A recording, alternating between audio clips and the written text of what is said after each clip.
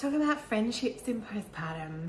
And I'm talking about friendships not only in that, immediate 6 to 12 weeks. I'm talking about ongoing, because I think it's something that's not really talked about enough. And I know so many people who've had dramas, friends going AWOL, rifts in mothers groups, and find it really difficult to meet mum friends and meet that tribe and, have that sort of feeling of comparison. So I really just want to have a chat to you guys about that today. Friendships can be tricky in postpartum. Existing friendships can be tricky, and making new friends can be tricky too. But I think the really important thing to remember is that postpartum is actually a really beautiful opportunity to expand the friendships you have, to deepen the friendships you have, and to open up a whole new world of social connections that you might have known about them, but you didn't have access to before.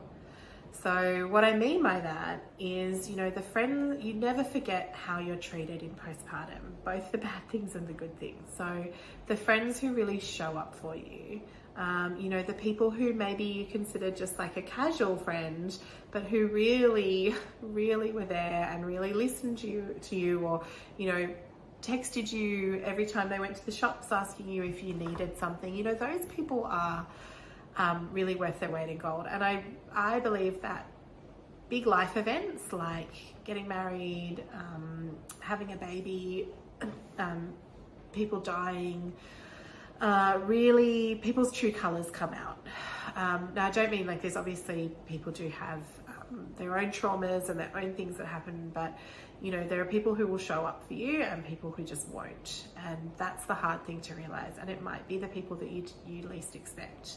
I hope my best friend doesn't watch this, but she was my best friend for years, and I was very much thinking that she would be very much involved with me and with my baby in postpartum. And she was saying that, I'm going to come over, I'm going to put that baby in the carrier, I'm going to clean your house, I'm going to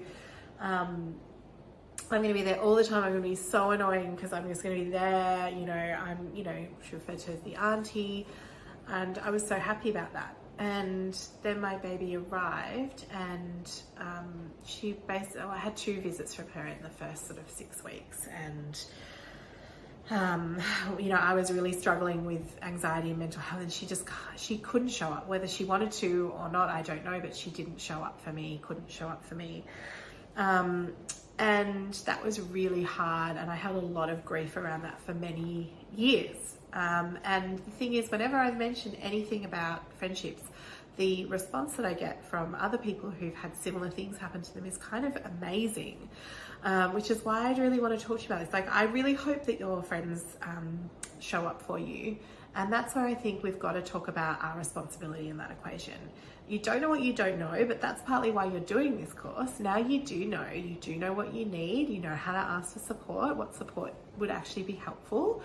And you need to communicate that. We can't expect people to mind read, and we just need to actually fucking tell them or ask them. So thinking about, where they're at, what they've got going on, what is their capacity? Are they available on a weekend to come and, watch a movie with you on a Saturday night, come and lie in the bed with you and have like a slumber party, Are they available to swing past after work with some takeaway? Do they work part-time, or do they have their own children where you could just spend a morning of like being really low key with your babies? Or, could you, go up the road to your local park with them so their toddler can play and you can put your face in the sun? There's always ways. You just, and that's also not all on you. You can ask people like, I really am so grateful to have you in my life.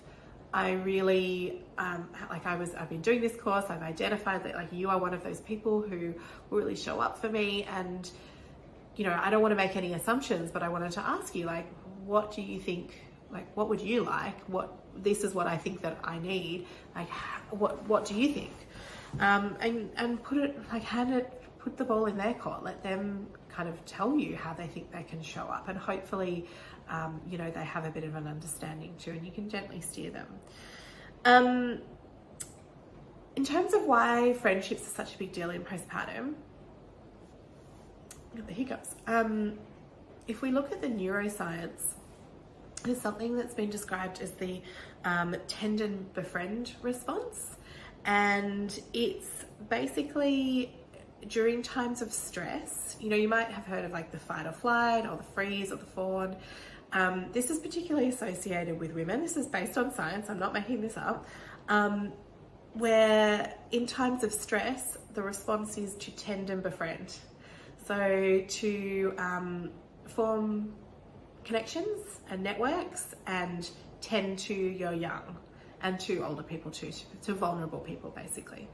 Now, why does this happen? Why would this happen in times of stress? Well, it's been theorized that it's because, you know, we've evolved so that instead of like trying to fight the tiger, we can't outrun, you know, the invading tribe, but we can befriend a network of other women who we can, you know, there's safety in numbers, there's power in numbers, and that's where it kind of comes from. It's also been shown that it's thought to activate the opioid system in the body, and it's linked to oxytocin, which we know is high in postpartum. So when we make these connections and we do this tending and befriending work, it triggers that opioid response. And you know what opioid is? It's like, you know, a hit of drugs, and it makes you feel really good. So that's sort of the theory as to why it happens. So we really need friends and a network as part of our sort of postpartum well-being. And I think the good thing, as I mentioned before, is that there's kind of a glut of opportunities to make new friends in postpartum. So, you know, it's totally reasonable, I want to say, for you to say, well, yeah, that's all very well and good, but like all my friends work full time and have really busy lives, and, you know, there you can pop in on a weekend, but like I'm not going to have anyone during the day. That's right, my friend. That's why right now you need to start tending and befriending. So I don't want you to feel like you're in a time of stress that makes you need to do that, but think about, you know, joining the pregnancy circles, doing the prenatal yoga. If you haven't done all of that, don't fret. This world is going to open up to you. This is what's really beautiful. You suddenly have rhyme time to go to at the library. Now, I don't want you to then go, right, I'm getting out there. You know, I've got a 3-week-old baby and I'm getting out there. No, you need to be at home a lot, getting on top of life with a newborn. So it's not about that, but it might be, okay, what's that one thing that I can do a week? You know how we're talking about the tiny things frequently, the small things every day, the bigger things each week? Like, what's that bigger thing each week? Can you try and make it to your prenatal Pilates class? No, that wouldn't be until 6 weeks. That's a bad example. You know, your pregnancy circle. Can you... and I'm not just talking about for the first 6 weeks either. Like, I want you to think about this as an ongoing thing. First 6 weeks, you're really going to be focusing on your baby, and I don't want you to be like, oh my God, I've got to create a whole new friendship network. No. But, you know, find those places. Where can you start going to, you know, the mothers groups, the yoga groups. So there's all kinds of things. You just have to do a bit of digging. You know, there are often even groups that just organise like to go on walks together during the day when you're on maternity leave. So remember, set those boundaries, communicate with your friends so that they know what you need and how they might be able to show up with you. Keep your mind open to the opportunities that are around. Yes, you have to put yourself out there. If you don't put yourself out there, you're not going to make friends. It's as simple as that. Like, don't be afraid to say to someone at the coffee shop who's got a baby, like, oh, how old's your little one? Oh, you know, mine's a couple of weeks older. You know, if you ever feel like going for a walk, let me know. What's your number? It doesn't have to be complicated. And just assume that everyone is in the same boat.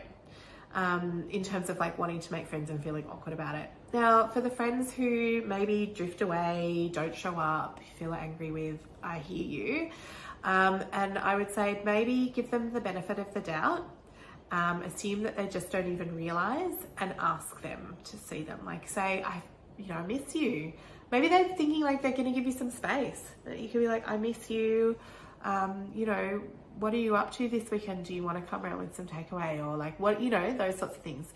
If you have friends who are on the flip side and want to see you so much, or expect you to be coming out for dinner when you're 4 weeks postpartum or 4 months postpartum or whatever, anyone who's like pressuring you to do stuff that you're not ready to do or you don't want to do, consider having some boundaries with those people, and maybe finding some friends who might be more on the same season or the same values, or the way that you're doing things. So there's no quick and easy solution to this. This shit takes time, it's work, and you have to keep showing up and getting uncomfortable and feeling awkward and just doing the damn thing anyway. You can do hard things. I have faith in you.